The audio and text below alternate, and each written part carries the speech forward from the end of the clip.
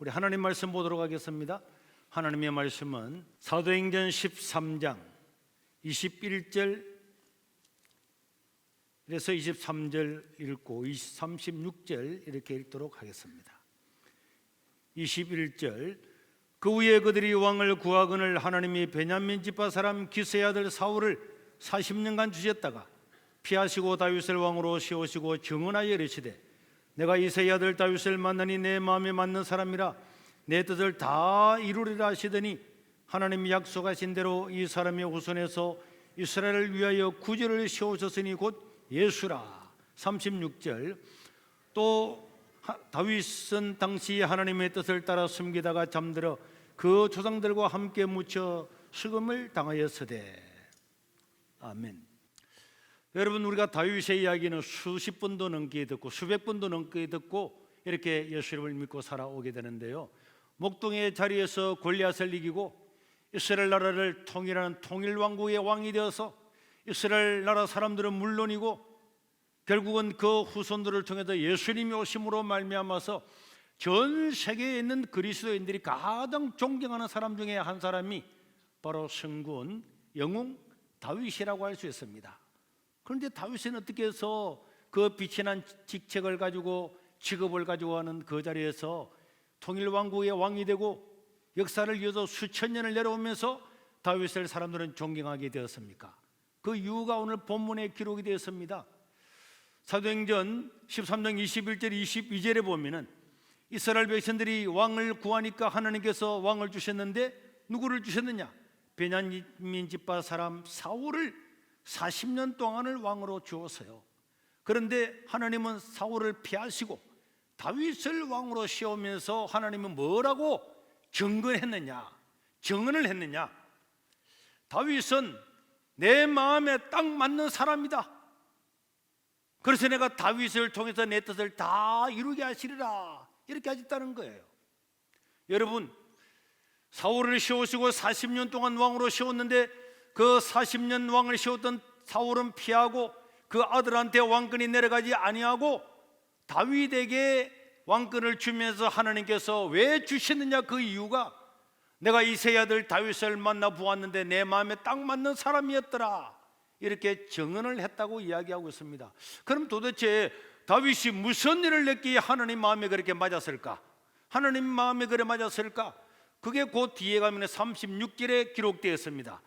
다윗은 그 당시에 하나님의 뜻을 따라 섬기다가 잠들었다. 다른 말로 하면 다윗은 내가 하나님의 뜻을 따라 섬기게 될 거다, 나는 하나님의 뜻을 위해서 내가 살겠다, 하나님 나라에 내가 목적을 두고 살겠다, 하나님 나라 위해서 내가 헌신하고 살겠다 하는 뜻을 정하고 살았기 때문에 하나님은 그게 자기 마음에 맞았다고 이야기를 하고 있는 것입니다.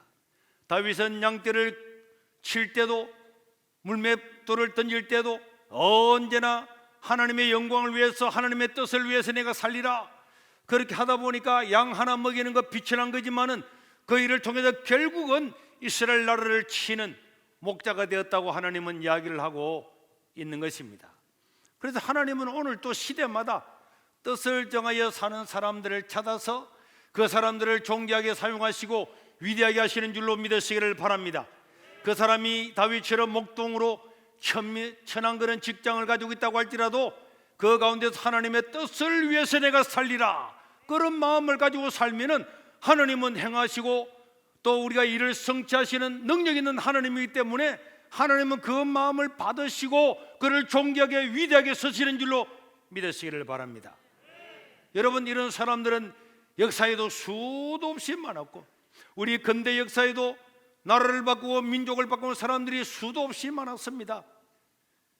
여러분, 윌리엄 월버포스라고 하는 유명한 사람이 있는데요, 그는 태어날 때부터 작은 체구에 시력이 어두웠고 1년이 살지를 못할 거라 그래서 의사가 진단을 내렸지만 겨우겨우 살았습니다.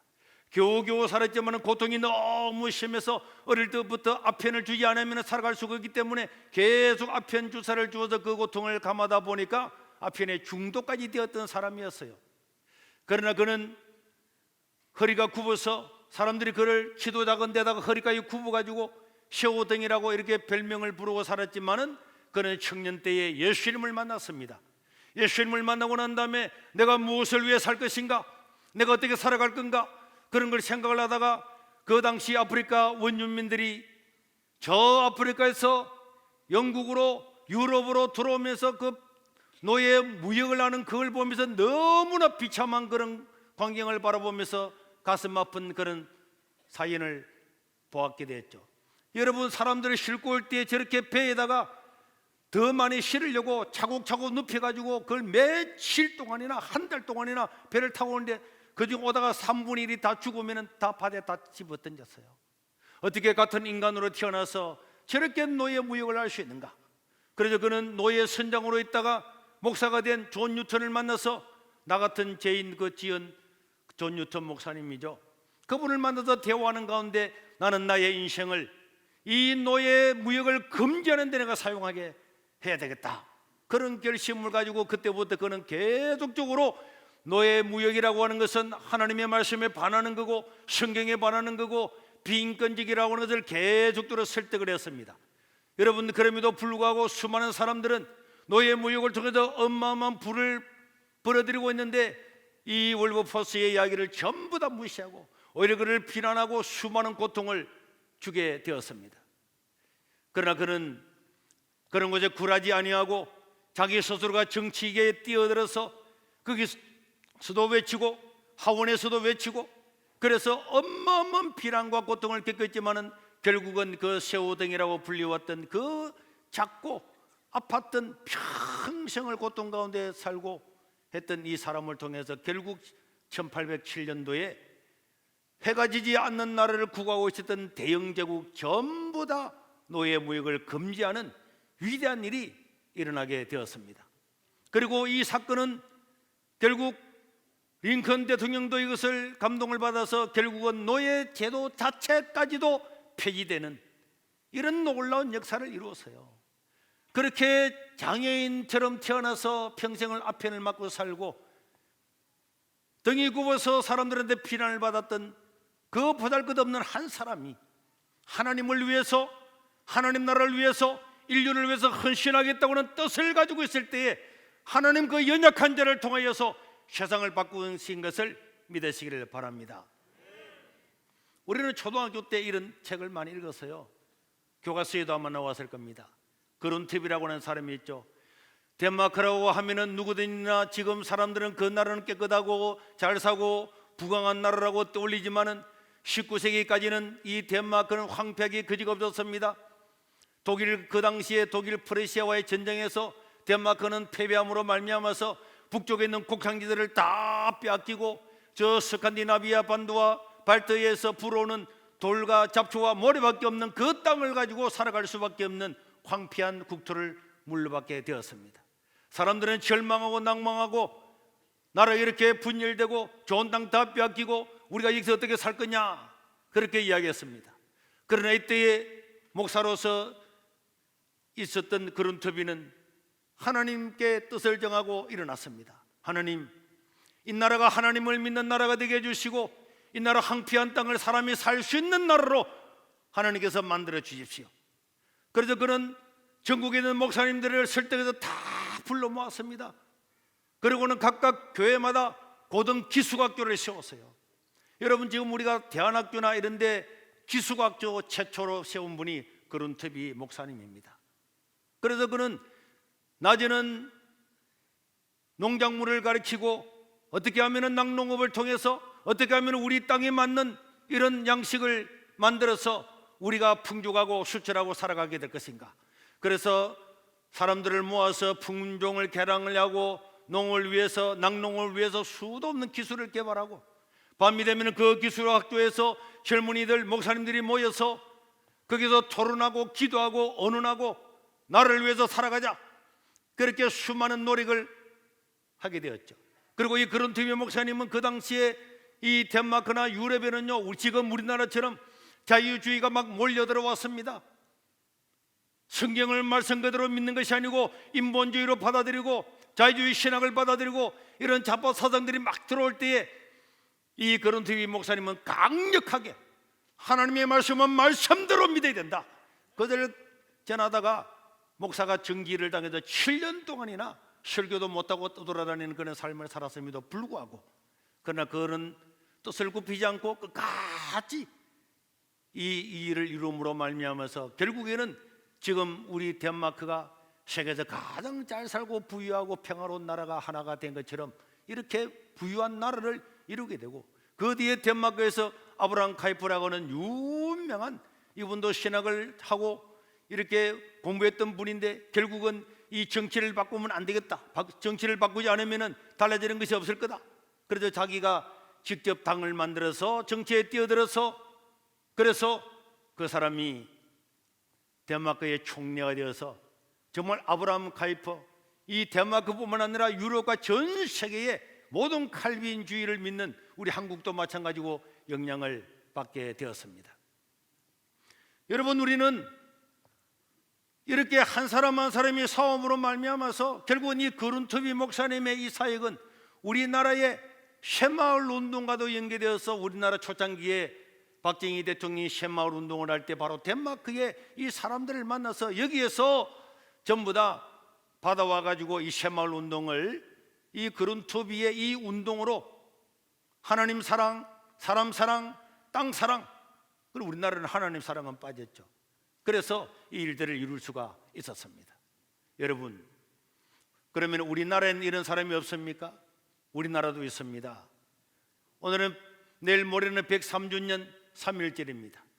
저렇게 큰 태극기도 걸어놓은 거 여러분 보셨죠? 우리나라에 기독교가 들어온 지 40년 만에 3.1 운동이 일어났어요. 그래서 기독교회는 우리나라 전체 인구의 1%밖에 되지 않았습니다. 그러나 1%밖에 되지 않는 이 기독교가 3.1 운동의 주축이라고 하는 것은 모든 역사가들이 공통적으로 인정하는 바입니다. 3.1 운동이 끝나고 난 다음에 일제는 교회를 통해서 3.1 운동이 번졌다는 걸 알고 얼마나 많은 교회들을 핍박하고 교회를 불태우고, 제암리 교회는 모든 교인들을 교회 안에 다 불러 모아놓고 밖에 못질을 내서 그 안에 불을 질러서 전부 다 죽었죠. 이런 일들을 하면서 초창기에 우리 기독교인들은 이 대한민국 우리나라, 이 나라가 기독교 국가가 되고 하나님 믿는 나라가 되고 독립을 쟁취하는 나라가 되어야 되겠다, 여기 나라와 국가를 위해서 날마다 기도했습니다. 그래서 조만식이나 안창호나 김구나 유관순이나 안창호나 수많은 사람들이 학교를 세워서 기독교 교육을 가르치고 민족의 역사를 가르치고 독립에 대해서 가르치기 때문에 교회, 이 학교들이 폐쇄가 되기도 하고, 바로 그 학교는 학교가 교회고 교회가 학교였습니다. 민족의 지도자들이었어요. 그들이 아니었으면 지금 우리나라 독립이 있겠습니까? 수많은 독립 투사가 있었습니다. 그러나 그 중에 누가 뭐래도 가장 우리나라에 영향을 끼친 분은 압도적으로 이승만 대통령이라고 할 수가 있습니다. 여러분, 우리는 이승만에 대해서 어떤 세종대왕보다도 이순신 장군보다도 사실은 10배나 더 공부하고 알아야 되는 거예요. 지금 우리가 이승만 대통령에 대해서 공부를 하지 않고 한 번 듣고 지나간다는 것은 이 나라 국민으로서 참으로 안타까운 일이 아닐 수가 없는 것입니다. 이승만은 누굽니까? 그는 20대 초반까지 유학을 배우고 살았던 우리나라의 일반 양반이었습니다.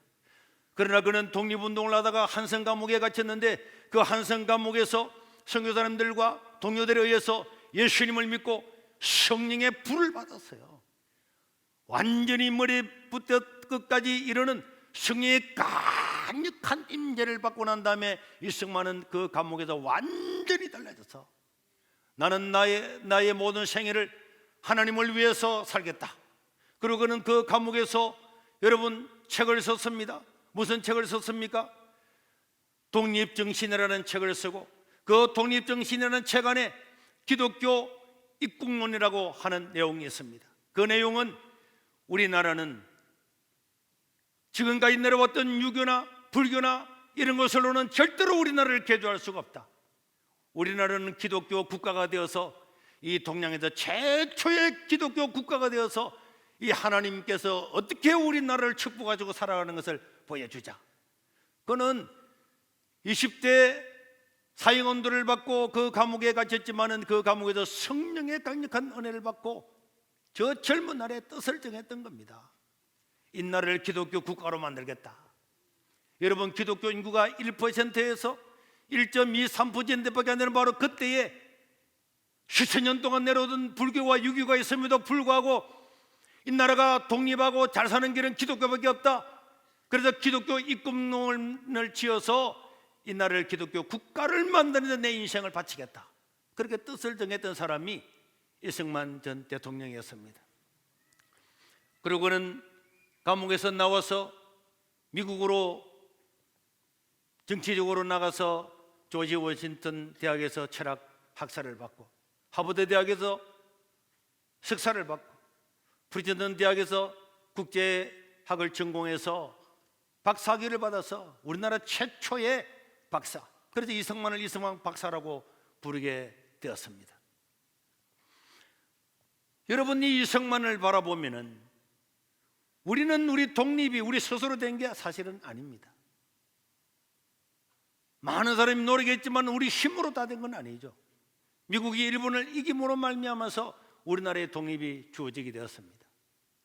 미국은 우리를 독립하고 난 다음에 3년 동안 가두기를 가지고 우리나라의 정권을 넘겨주었습니다.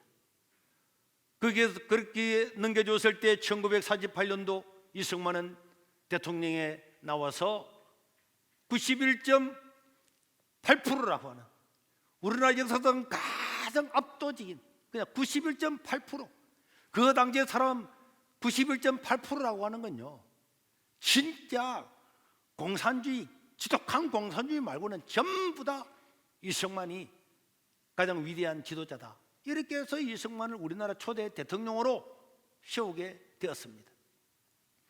그래서 이승만은 투표를 통해서 이렇게 압도적인 지지를 받고 난 다음에 초대 대통령에 당선되고 빼앗겼던 주권을 되찾아서 우리나라의 건국 대통령이 되었는데, 그럼 왜 우리가 이승만이 이렇게 위대하냐?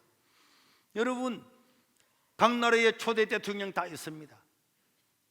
저 터키에 가면은요, 구스타프 케말이라고 하는 유명한 사람도 있고 각 나라마다 유명한 사람이 있습니다. 그러나 초대 대통령이라고 해서 유명한 것 아닙니다. 2차 세계대전을 마치고 난 다음에 세계의 50개국 이상이 독립을 했습니다. 전부 다 그날의 초대 대통령이 다 있었습니다. 그럼 우리가 알고 있는 사람 몇 명 있습니까? 지금도 그들은 가난 가운데 있습니다. 그리고 우리는 2차 세계대전에 독립하고 난 다음에 유일하게 선진국에 진입한 나라는 우리 대한민국밖에 없는 줄로 믿으시길 바랍니다. 그래서 그 기초를 튼튼하게 놓았기 때문에 오늘 이 자유 대한민국이 있는 줄로 믿으시기를 바랍니다. 우리나라는 대한민국으로 독립을 쟁취하고 국가가 건설되었지만은 수천 년 동안에 왕조의 역사에서 왕들이 다스리는 역사였습니다. 왕들이 다스리는 역사 가운데서 백성들한테 자유라고 하는 단어는 존재하지도 않고, 인간이 자유롭게 산다, 사람들이 자유롭게 자기가 무엇을 한다, 이런 개념 자체가 없었습니다. 이승만이 대통령이 되고 난 다음에 어떻게 우리나라 정치 체제를 어떻게 할 건가? 우리나라를 공산주의로, 사회주의로, 자유민주주의로 여기서 미국 군정에서 사람들한테 실문조사를 했을 때 여러분 잘 아는 것처럼 77%가 사회주의나 공산주의를 지지했습니다. 자유민주주의라고 하는 것은 사람들이 너무 생소했어요. 지금까지 수천 년 동안 왕조 사회에 살아오다가 일제시대도 꼼짝 못하고 살아왔는데, 사람이 자기가 하고 싶은 건 마음대로 하고 직업도 마음대로 가지고 자기가 원하는 사람하고 결혼할 수 있고, 이사도 자기 마음대로 가고, 자기 생각하는 대로 하고, 자기 공부하고 싶은 대로 하고, 이런 것은 사람들이 경험해보지 않았기 때문에 상상도 못했습니다.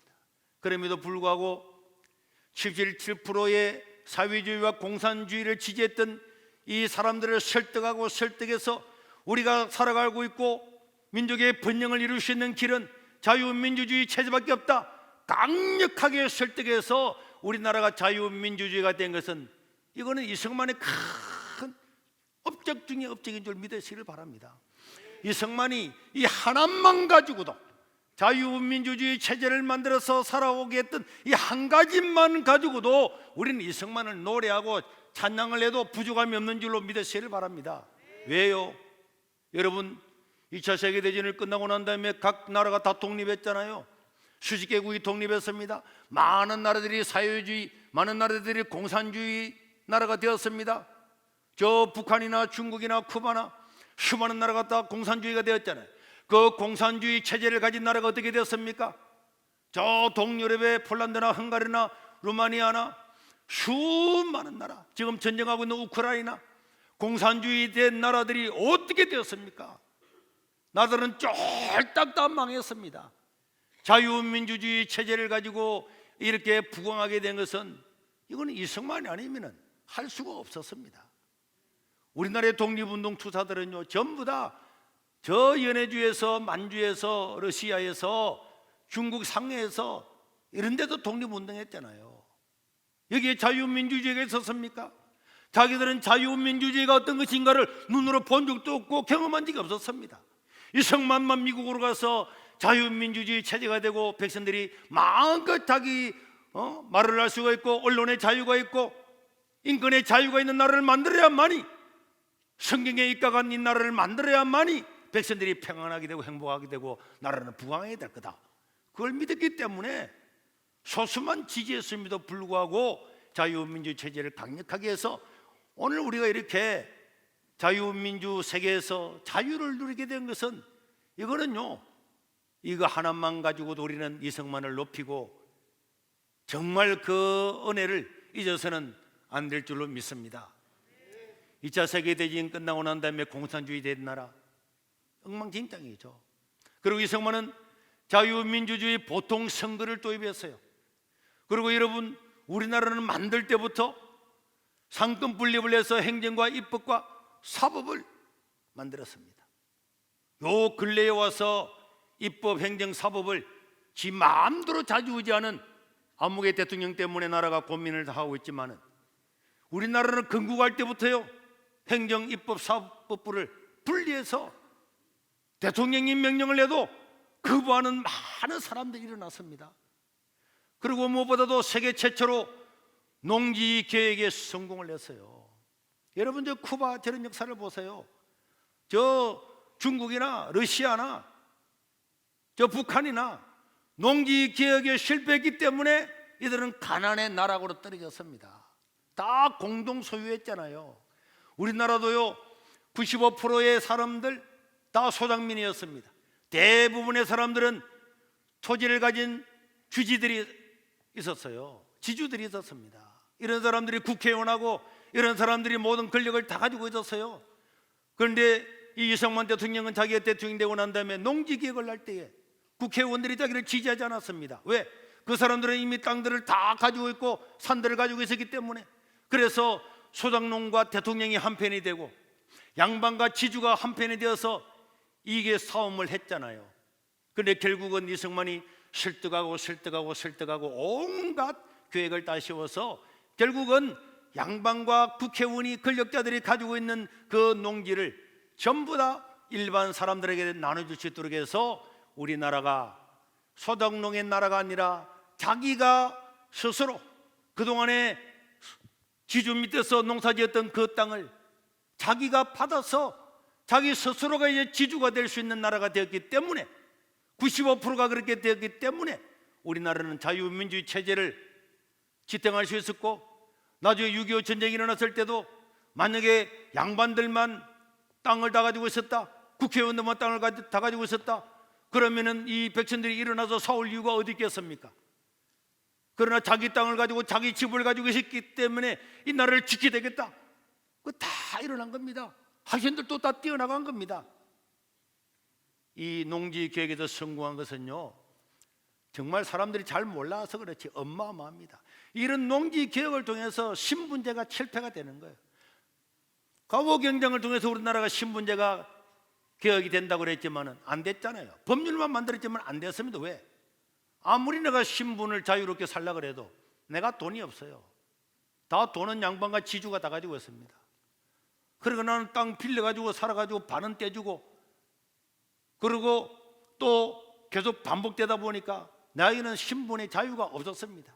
그런데 내 땅을 가지고 내가 소유하고 내가 농산물을 지어서 내가 팔고 내가 자영업자가 되고 내가 돈을 가짐으로 말미암아서 이 사람들이 신분이 자연적으로 농지개혁을 통해서 내가 돈을 벌여서 국회의원보다 돈 많이 가지고 있고, 옛날에 그 권력자보다 내가 돈을 많이 가지고 있고, 열심히 일을 내가지고 돈 벌고, 그렇게 해서 사람들에게 자연적으로 신분 철폐가 오게 되고, 그리고 이승만은 우리나라에 문명이 많았을 그때도 남녀 차별을 철폐하고 문명을 퇴치하고 마을마다 학교를 만들고 6.25 전쟁이 났음에도 불구하고 3만 5천 명을 유학을 보내고, 그 당시에 세계 최고의 나라 중에 하나였던 영국보다도 우리나라 유학생이 더 많았다고, 대학생이 많았다고 하는 것은요, 이승만이 미국에서 배우면서 우리가 무지했구나, 몰라서 그렇구나, 배워야 산다, 배워야 된다.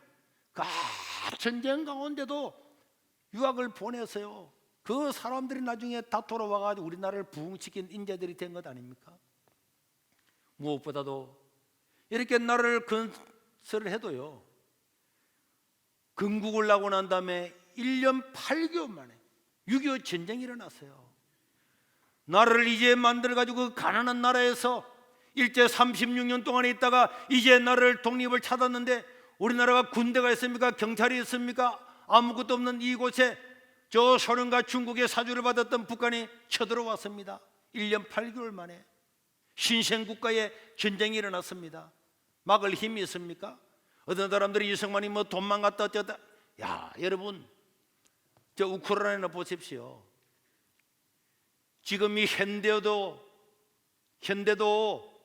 밀고 들어오면은 막을 수가 없는데, 그 당시 아무것도 없는 우리나라에 준비를 해가지고 소련과 중국 강대국을 통해서 내려왔습니다. 그런데 이것을 결론적으로 막았던 사람은 이승만입니다. 이승만 한 사람의 역할이 어마어마하게 큰 거였죠. 전쟁 당일 새벽부터 자기가 알고 있는 사람들, 장군들, 메가더 장군들, 미국의 윌슨 대통령 자기가 대학에 있을 때 자기 교수였잖아요. 그래서 그런 사람 연락을 해가지고 우리나라를 도와달라고, 우리나라의 기독교 인구가 죽겠다고. 그래서 결국은 이런 수많은 이승만의 이런 노력을 통해서 전쟁이 일어난 지 가장 얼마 되지 않아서 바로 미국에서 미군이 파병이 됐죠. 2차 세계대전이 끝나고 난 다음에 이제 평화가 오는가 했는데, 어떤 미국 사람이 또다시 전쟁터에 자기 자식들을 보내겠습니까? 2차 세계대전을 통해서 8천만 명이 죽었어요. 그 비참한 사건이 일어났는데 이제 몇 년 되었다고 또 파병을 하겠습니까?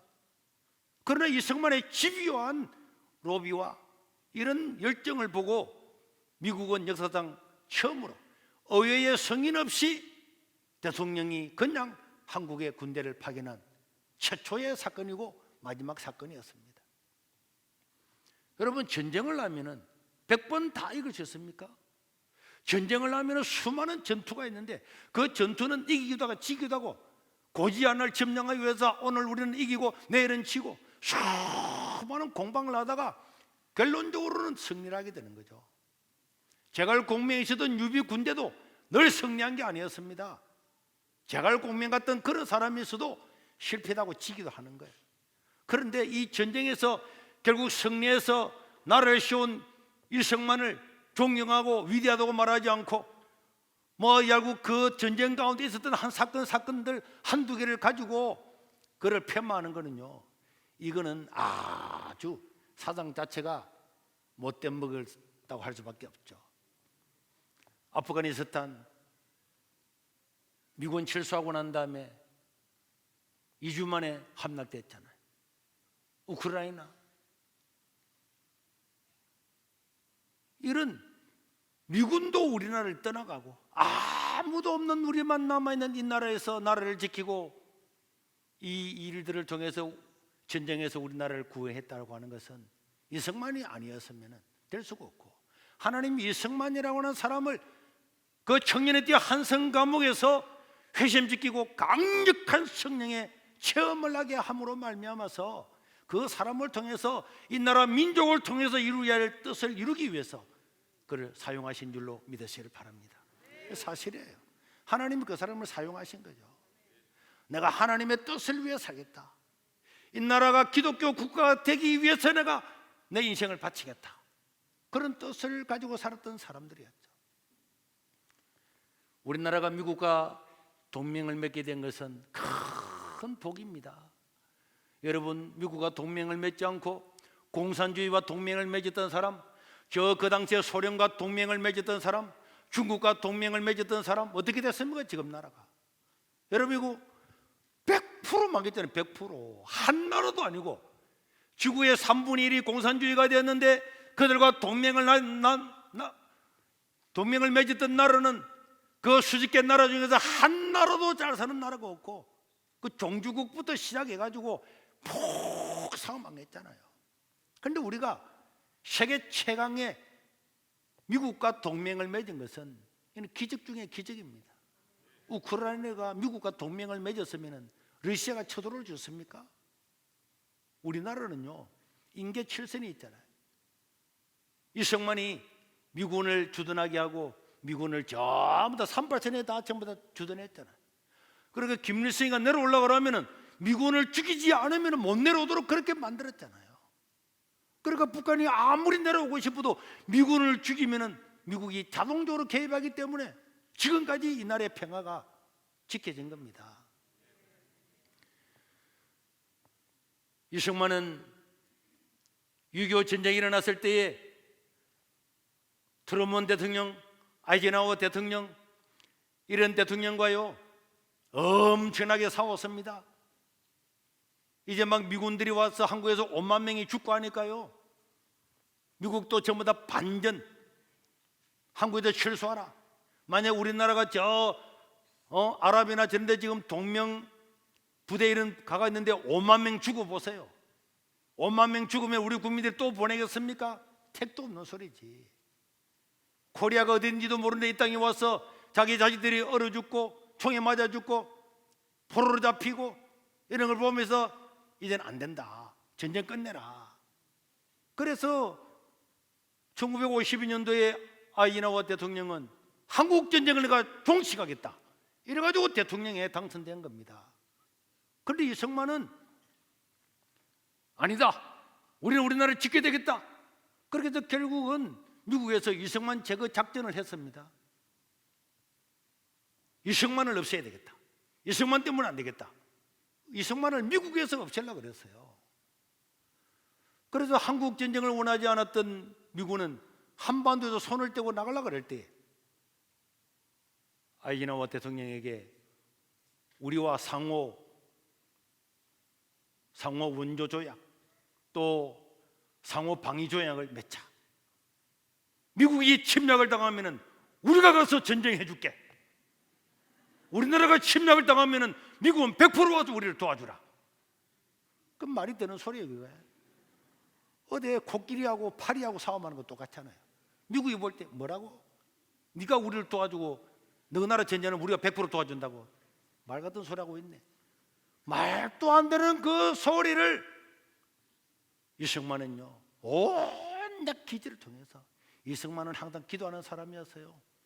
그래서 거제도에 있는 포로를 석방을 하기도 하고, 코리아가 완충 국가가 되어야만이 세계 평화를 할 수 있다고 이렇게 이야기하도록 하고, 안 그러면은 이 체계를 안 하면은 좋다 그러면 우리가 북진 통일하겠다. 우리가 북진 통일할 능력이 어디 있습니까? 그런데도 이승만이 하겠다고 이렇게 하니까 어떻게 하겠어요? 미국이 코끼리가 볼 때 파리밖에 안 되는, 사실 우리나라 힘이 있습니까? 미사일 한 대 있습니까? 우리나라 탱크 한 대 있었어요? 우리나라 자동차 한 대 있었습니까? 다 미군 거 아닙니까?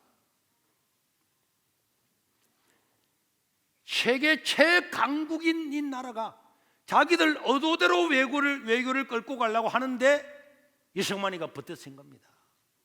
우크라이나는 미국을 도와달라, EU가 도와달라 했잖아요. 말로는 하지만은 아무도 그게 파병 안 했습니다. 아무도 안 했어요. 지금 현대도 그래, 이승만은 아무것도 없는데도 그 거대한 미국 앞에서 온갖 기지를 다 발휘해서, 그러니까 미국은 이 이승만이 있어서는 안 되겠다, 이승만을 줘야 되겠다. 그래서 에브레디 작전이라는 작전을 세워서 이승만을 제거해버리고 차라리 군사 정권을 세우겠다 이렇게 말했잖아요. 그럼에도 불구하고 이승만은 트루먼 대통령과 아이젠하워 대통령과 끝까지 싸워서 우리나라에 1953년도에 한미 상호 방위 조약을 맺게 되었습니다. 이 한미 상호 방위 조약은 미국에게 1000% 불리한 조약이었어요. 미국이 전 세계와 맺은 조약 중에서 가장 말도 안 되는 조약 중에 하나가 한미 상호 방위 조약입니다. 미국이 침략을 당하면은 한국이 도와준단다. 한국이 침략하면 우리가 번영을 이룰 때까지 도와줘야 된다. 말이 되겠습니까? 이 조약을 이승만이 맺은 거예요. 목숨을 내놓고 자기가 제거될 각오하면서 이 한미 상호 방위 조약을 통해서 이거는 얼마나 중요하냐. 세계 최강대국과 맺은 협약이죠. 이 협약을 통해서요, 우리나라는 미군이 주둔함으로 말미암아서 국방비를 우리 돈이 아니고 미국 돈으로 우리 국방을 지켰다니까. 제가 특공대 다닐 때도 나가던 타면은 미국에서 돈을 줬어요. 우리나라 공수부대가 나가던 타면은 미국에서 생명수당을 다 줬습니다. 우리나라 군대, 우리나라 사람들이 지키는데도 미국이 돈 다 줬습니다. 그런데 우리는 그 돈을 아껴서 우리나라 경제 부흥에 힘쓸 수가 있었던 겁니다. 우리 돈을 가지고 탱커 사고 무기 다 사서 우리는 지금 북한 비슷하게 됐지. 그리고 미국과의 협력을 맺음으로 말미암아서 전 세계 반 이상을 맺고 있었던 그 친미 국가들과 우리는 바로 들어가서 그들과의 동맹 관계를 가지고 외교를 수립하고 물건을 팔고 수입하고 그래서 경제 대국을 이룬 것 아닙니까? 그리고 미국은요, 우리나라 전쟁이 일어나고 난 다음에 그 당시에 90조 원을 우리나라에 투자를 했습니다. 무상으로. 36년 동안 일제와 있었던 그 보상으로 우리는 일본에 5억 달러, 5천억 받았습니다. 그리고 2억 달러는 빌리주고 3천억, 우리나라 3천억은 3억 달러는 우리가 일제 36년 있었다 보상으로 받고 2천억, 2억 달러는 빌려준 거죠, 일본이. 36년의 대가가 5천억이었습니다. 그런데 미국은 우리나라와 한미 상호 방위 조약을 맺고 그것보다도 몇십 배나 많은 90조 원을 우리나라에 무상으로 투자했습니다. 전쟁이 일어나서 우리나라에 뭐가 잊었습니까? 공장이 잊었습니까? 뭐가 잊었습니까? 우리가 농사를 지어 먹을 수 있었습니까? 다 굶어 죽잖아요. 그래서 무상으로 배에 싣고 와서 옥수수부터 쌀부터 보리부터 콩부터 다 우리나라 백성들을 다 줬습니다. 초등학교 가면 우리나라 돈이 어디 있습니까? 미군에서 그 물자를 받아서 강냉이 죽기를 가지고 다 나눠줘서 오늘 우리 어른들이 다 된 겁니다.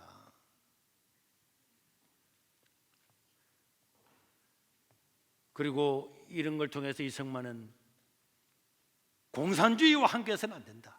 벌써 이승만은 어마어마한 지식인이죠. 최초의 박사고 국제법을 전공해서 박사가 됐잖아요. 공산주의가 되면 결국은 망한다. 자기 책에 다 기록했어요. 사람이 경쟁하고 자기 자유를 주어야 부강하게 되지 공동오래가 다 같이 갈라먹으면 결국은 망한다. 이승만은 벌써 그 공산주의 사정을 다 꿰뚫고 자기 책에다가 다 기록을 했습니다. 그리고 우리나라의 원자력이 뭔지도 모를 때도 원자력을 세웠어요. 나중에 이승만을 보고 많은 사람들은 야, 위대한 사람이다 이승만. 여러분 뭐 아이젠하워 대통령은 물론이고 우리 팔군 사람들 메가드 모든 그 당시 세계 지도자들은요, 이승만은 위대하다 위대하다 전부 다 그랬습니다. 그런데 오늘날 이승만은 나라를 팔아먹은 사람처럼 보이잖아요. 매국노처럼 보이잖아요. 독재자로 보이잖아요. 이 누가 이렇게 만들었습니까? 누가 만들었습니까? 이승만을 싫어하고 공산주의가 되지 못했던 걸 안타까워하는 저 종북 좌파들이 그렇게 주장하는 거죠. 사실 아닙니까? 어느 나라에 어떤 나라에 이런 위대한 대통령이 있었습니까? 한번 이야기해 보세요. 어떤 나라에 그런 대통령이 있었으면은 그 나라도 다 잘하고 부강하게 됐을 겁니다. 날마다 여러분 뉴스를 보지 않습니까? 2차 세계대전 끝나고 난 다음에 이렇게 잘 산 나라 우리나라 딱 한 나라밖에 없다고. 그럼 이 나라의 기틀을 세웠던 이 사람이 비난받아야 마땅하겠습니까? 사람은요 공과가 다해서요. 오늘 하나님께서 내가 이새의 아들 다윗을 만나니 내 마음에 꼭 맞다고 했던 다윗도 얼마나 많은 죄가 있었습니까? 그러나 그럼에도 불구하고 하나님은 다윗의 내 마음에 맞는 사람입니다. 이승만 같은 사람이 우리나라에 있는 건 우리나라의 복인 줄로 믿으시길 바랍니다. 이승만 대통령이 자기를 위해서가 아니고 부통령 선거 때문에 부정 일어났을 때에 학생들이 일어나서 물러가라 그랬을 때에 이승만은요 삼선하고 사선할 건데 학생들이 물러가라 그러고 물러갔다니까. 그래 하와이로 갔어요. 그 돈 한 푼 있었습니까? 부정축제한 게 하나 있었습니까? 요새는요 뭐 조그마한 시의 시장 하나만 해도 몇천억을 갖다가 자기 가져가려 하잖아요. 그렇게 미군의 물자가 많이 들어오는데 불구하고 자기 단벌 옷 하나만 가지고 하와이로 갔잖아요. 요양원에 있을 때도 누가 도와줄 사람이 없어 미군들이 도와줬잖아요. 미군들이. 여러분 모릅니까? 박정희 대통령도 죽고 난 다음에 여러분 땅을 사놨거나 산을 사놨거나 돈을 모아놓은 게 있었습니까? 어떻게 우리 국민들은 이런 위대한 대통령은 죽일 놈으로 생각하고 말이에요. 어떻게 후손들이 이럴 수가 있냐고. 이승만 대통령이 죽고 난 다음에 그 유해가 한국에 왔을 때 한국은 어떻게 했습니까? 그 당시의 사람들은 다 시가지 뭐 지금요 저 뭐 강화동 서초동 다 모한 것보다도 그 당시에 인구 얼마 안 되는 그 당시에 저 시골에 있는 사람 다 몰려왔습니다. 그 사람들이 그렇게 그 당시에도 존경하고 대통령 뽑으면 91%, 92% 이렇게 되고 그런데 오늘날은 그 당시의 사람들은 그렇게 존경했는데 오늘은 어떤 사람들이 그 사람들을 이렇게 이승만을 못된 놈으로 만들어서 동상 안에 있는 것도 끌어내려가지고 파묻어버리고 이런 건 옳은 나라가 아니죠. 그리고 이승만은요 한국교회는 잊을 수가 없는 거예요.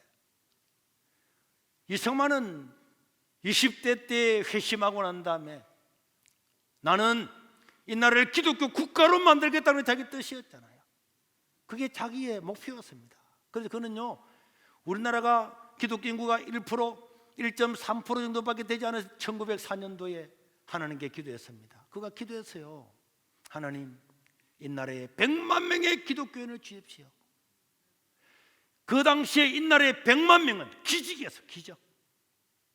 100만 명이 예수를 믿는다고는 기적이었는데 1980년도 90년도 우리나라의 기독교 인구는 1300만이었습니다. 이게 이승만이 틀을 다 닦은 거죠. 그는 기도하고 그 기도한 것을 실제로 삶에 옮겼어요. 오늘 우리 동네마다 다 십자가 없는 데가 없고 아파트에서 보면 십자가 10몇 개씩 보이고 저 선명하도 십자가가 다 있는 것은요 이거는요 이승만이라고 한 사람이 고속도로 같은 인프라를 구축했기 때문에 이런 일이 일어날 수가 있었습니다. 그는 우리나라 처음 국회를 열 때에 기도하고 열고 대통령 선서할 때도 미국처럼 성경에 손을 얹고 기도하고 우리나라 군대 젊은이들이 다 몰려오는데 부대마다 군목제도 군종제도를 만들어서 전부 다 예배 드리게 하고 그 다음에 행무소에도 책목제도를 만들고 학교에는 원목제도를 만들고 병원에도 원목이 있고요 저 공무원에도 국가 이런 기관에도 전부 다 신우회 이런 걸 만들도록 해서 우리나라를 기독교 국가를 만드는데 모든 노력을 다하고 그 다음에 기독교 신문, 기독교 방송, YMCA 이런 것들 지원을 통해서 이런 모든 기독교 확산을 위해서 자기 인생을 바치던 사람이었어요. 특별히 우리 군종제도는 어마어마한 일들을 이루고 1954년도에 종전이 되고 난 다음에 1년 지났을 때에 우리나라 군대 조사를 해보니까 20%가 기독교 교인이었어요. 군인들의 20%가 예수를 믿었단 말이에요. 100명에 1명 믿을까 말까 했는데 100명에 20명이 믿는 이런 나라가 됐단 말이에요. 오늘날 사람들은요, 이승만을 욕을 하면서 뭐 욕심 많은 정치인이다, 이런 것들은 참 우리나라는 참 안타까워요. 전임자가 있으면 전임자를 다 치워버려요. 김대중이 잘하면 그 뒤에 누가 오면 다 치워버리고, 또 그 사람 다 치워버리고. 이명박 대통령요, 4대강 22조 가지고 4대강 만들어서 4대강 만들고 난 다음에 가뭄 들었다는 말 한번 들어봤습니까? 홍수 났다는 말 한번 들어봤습니까? 우리나라에 지금의 홍수함 일어나면 20조 30조 들었습니다. 다 휩쓸어가지고. 사실 아닙니까? 그리고 이명박 대통령 해가지고 여러분 4대강 해가지고 홍수함은 안 일어났잖아요. 그 비가 많이 와도. 저 전라도 행산강 저런 데도 보러 가도 해치려고 그러면 다 반대 다 하고 지금 반대 다 하잖아요. 전임자가 잘하는 걸 잘한 대로 놔두지 않고 전임자가 한 거는 다 지워버리고 있는 보도 돈 들여가지고 다 없애고 나니까 녹조가 일어나고. 이게 말이 되는 나라예요. 이게 잘한 거든 잘한 거로 발전을 시키지 않고 어떻게 그런 걸 없애려고 그래요. 이승만이 그렇게 위대하지만은 박정희도 마찬가지죠. 전임자를 깔아뭉개므로 말미암아서 자기가 위대한 대통령이 되고, 또 박정희 죽고 나니까 그 사람 깔아뭉개고, 이런 나라는 발전이 없습니다. 그래서는 안 되죠. 잘한 거는 잘한 거고, 공은 공이고, 과는 과고. 그리고요, 우리나라는 종북 좌파들이, 종북 좌파, 그냥 좌파도 아니고 종북 좌파들은, 북한을 추종하는 사람들은 이승만이가 원수죠. 원수. 미군이 원수고 이승만이 원수잖아요. 이승만만 없었다면 우리나라가 다 공산주의가 되는 건데, 낙동강까지 다 밀려와서 다 공산주의가 되는데 우리나라 국회의원 중에 수십 명이 공산주의한테 다 포섭이 돼 있잖아요. 공산주의가 다 되는 그때에 이승만 때문에, 미군 때문에 우리나라가 살아남게 됐잖아요. 그러니까 저 김일성이는 저 미군 이승만 죽이고 싶은데 그 교실을 그대로 받아서 이승만을 독재자, 이승만을 죽일 놈, 친미. 이승만은요, 나라를 잃었을 때도, 자기가 죽을 때까지도 미국의 국적을 취득도 안 했어요. 친일. 이승만, 아이고, 어떻게 그런 걸 받아들이고 그런 말하면 믿는 것도 참 국민들도 어리석고, 최강건도 안 보고 저런 농간에 넘어가는 거는, 그래서 제가 이런 거라도 알으라고 지금 설교를 하고 있는 겁니다. 그 당시에 사람들이 이승만이가 나빴으면요, 왜 그를 초대 대통령으로 세웠겠습니까? 3.1운동 끝나고 난 다음에 왜 그를 임시정부의 초대 대통령으로 세웠겠습니까? 그것도 한 번도 아니고 3번이나, 4번째도 이승만 출마했잖아요. 이승만은 혼자만 나왔기 때문에 그건 100% 된 겁니다. 부통령 선거하다가 부정선거 일어난 거죠. 이승만은요, 아무도 그 당시에 이승만이 뭐 죽을 때가 대통령이다, 그거는 백성들이 다 인정했기 때문에 이승만 출마를 아무도 출마 안 했잖아요. 아예 출마도 안 했다니까, 상대는. 이런 잘못된 사상에서 벗어나서 바른 역사를 가지고 살아야 됩니다. 그럼 오늘 우리는 어떻게 해야 되겠습니까? 다윗도 뜻을 정하고 살았고, 월버포스도 그렇게 살아서 노예운동 그 문제를 해결을 했고, 그런투비도 덴마크를 살리는 사람이 되었고, 아브라함 카이프도 그런 사람이 되었습니다. 오늘 우리가 살아온 우리는 어떻게 되겠습니까? 우리 그리스도인들은 지금 무엇을 하고 있는가? 지금 우리나라도 망해가지만은 교회도 망해갑니다. 그 200년 전에 유럽처럼요, 한국은 좌파 물결에 들어와서 성경을 성경대로 믿지 않고, 성경을 곡해를 하고 창조론을 믿지 않고 11조는 왜 안 했냐? 사회단체에 보내라, 뭐 북극 고물 위해서 보내라, 윤미향이처럼 저런 데 보내라, 이렇게 말하고 있는데 거기에 댓글에 옳습니다 하는 거 보면은 이것들이, 그런데 그게 다 하고 지금 나오는 젊은이들, 목사님들, 사상들이 빼딱하고, 고신대학교 대학원 교수도 하나님이 최초로 하신, 하나님께서 말씀하시되 빛이 있으나 빛이었다, 그것을 제명이라 그래가지고 제명이 지지한다고 가장 보수적인 교단의 목사를 키우는 대학원 교수가 그런 짓을 하고, 그 우리가 지난달에 다음 세대를 위한 목회자 세면을 했을 때에 사람들이 그랬잖아요. 희망을 발견했다고. 그 말은 다른 말로 하면은 이제는 희망이 없구나, 이제는 희망이 없구나. 1970년도, 80년도, 90년대 부흥했던 그 부흥은 끝났구나. 한국교회는 끝났구나. 주일학교도 끝나고 학생회, 청년부도 다 끝났다. 절망, 희망을 잃어보고 있을 때에 그 사람들이 우리 세면을 통해서 와서 보고, 아, 희망이 있다. 이게 가장 많은 거였어요. 희망을 발견했다는 거예요. 그래도 우리가 저 가득 빚은 샨달을 세운 것도 마찬가지입니다. 저는 3040 젊은 목회자들을 키워서 그룬트비처럼, 아브라함 카이퍼처럼 자유주의와 인본주의와 좌파들의 모든 것들을 물리치고 다시 한번 일어나자. 다시 한번 일어나자. 그 사람들이 그랬으면 우리가 뜻을 정하면 하나님이 우리를 도와줄 거다. 그걸 하는 거예요. 될지 안 될지는 모릅니다. 모르죠. 그러나 우리는 그 일을 시작한 것은 희망을 잃지 말라고. 많은 목회자들이 와서 희망을 잃었다 그랬죠. 우리 주일학교도요, 옆에 있는 목사님 아들이 여기에 참석하고 있다니까. 거기에 주일학교 없으니까 목사님 아들도 여기 보내는 거예요.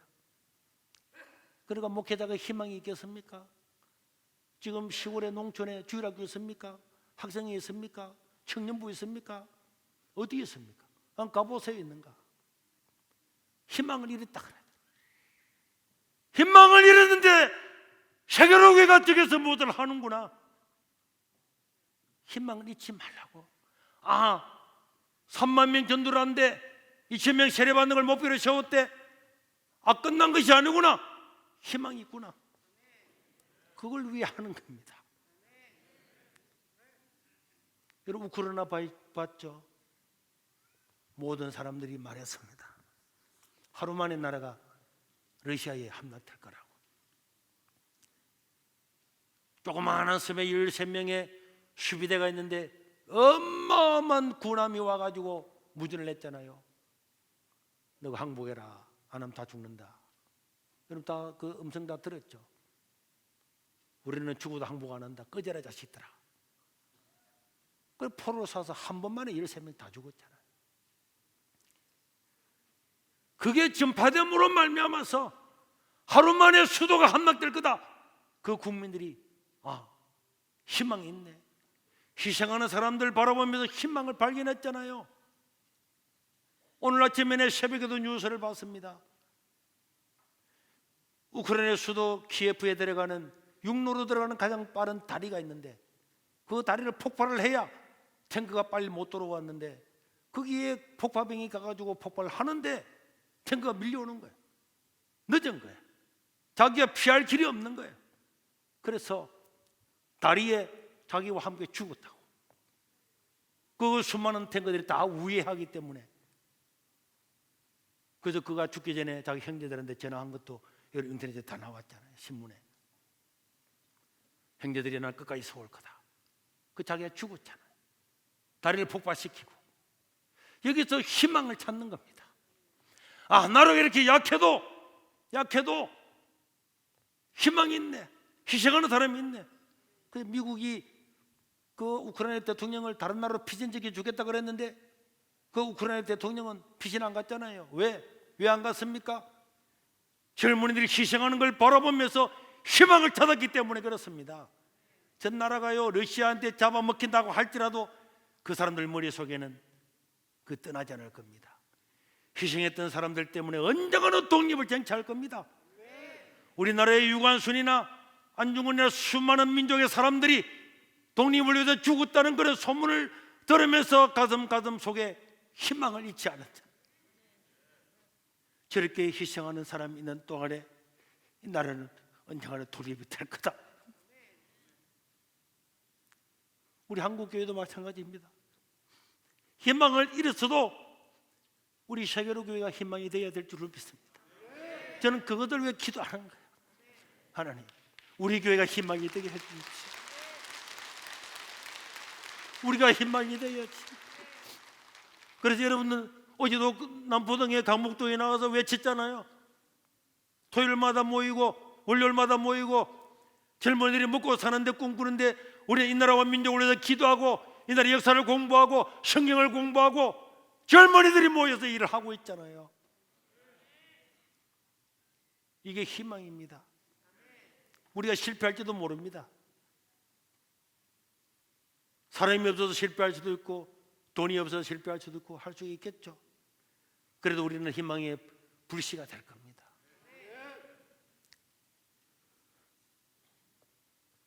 여러분들이 전도하고 코로나 시대에 비겁하게 나는 그 우크라이나 그 사태를 보면서 나를 위해서 자기 한 목숨을 바쳤잖아요. 사랑하는 예인도 있고 잊을 수 없는 그런 사랑하는 사람들, 부모, 처자식이 있는데도 나를 위해서 죽었잖아요.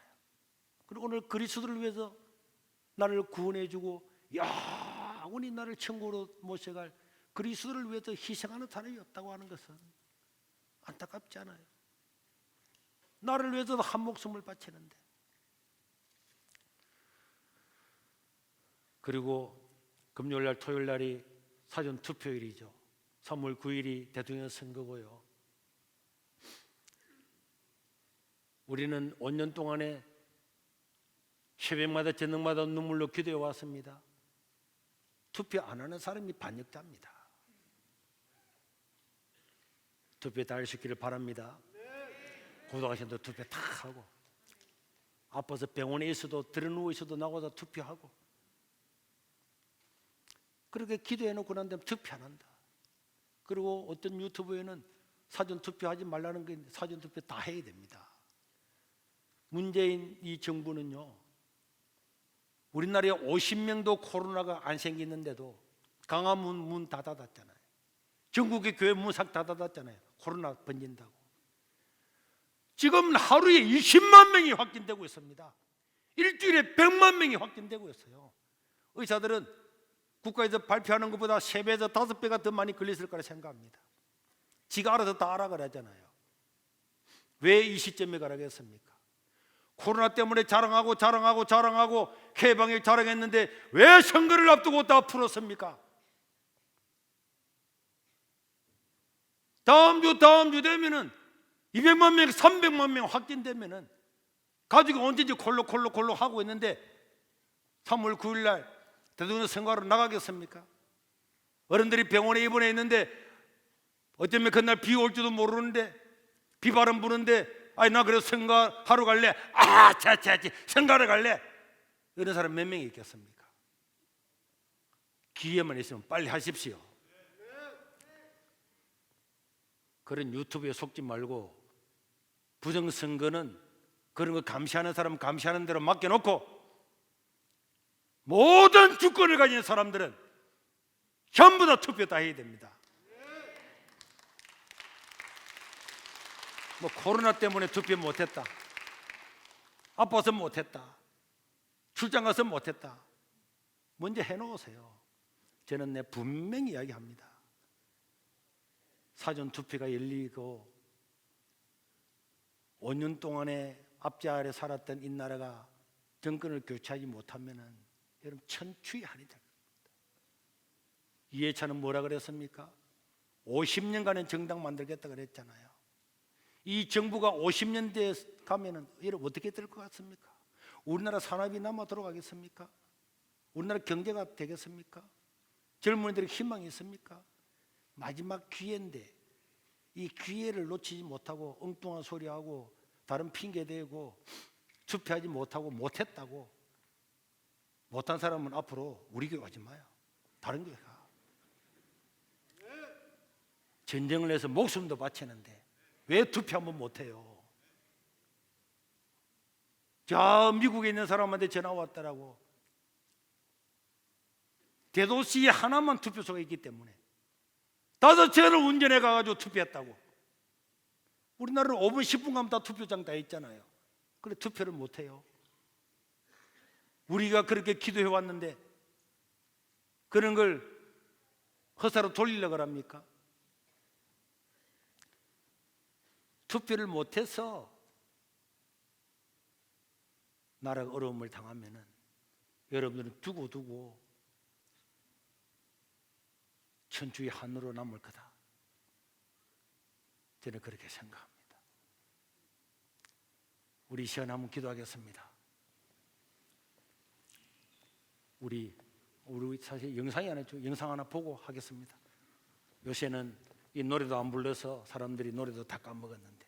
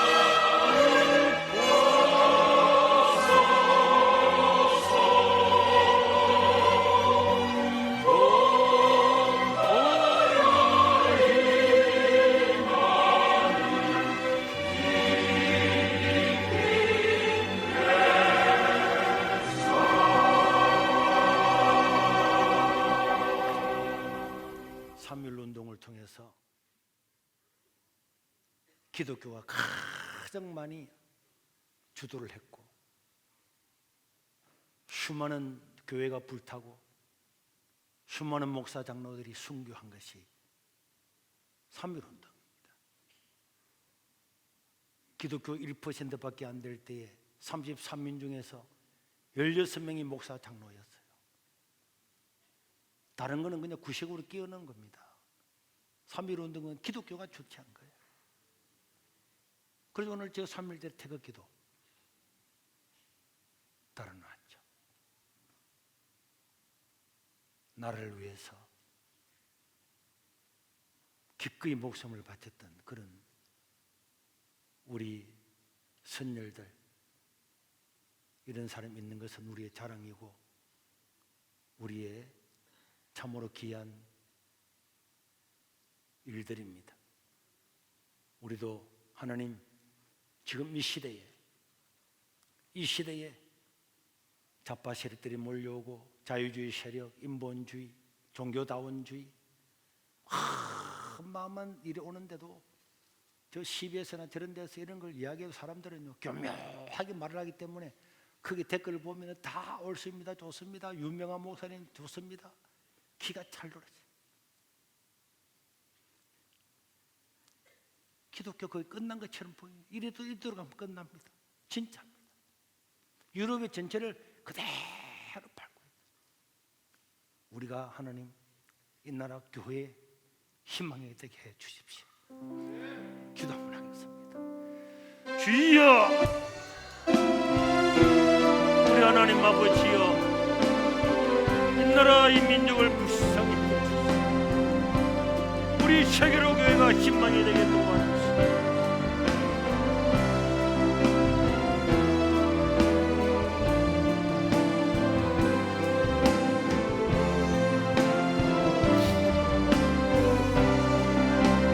아버지여, 이 나라를 불쌍히 여겨주시옵소서. 오늘까지 이 나라를 지켜주신 것을 감사합니다. 전국 방방곳곳에 교회를 세워주신 것 감사합니다. 어느 곳에 가나 십자가를 보시는 나라로 만드신 것을 감사합니다.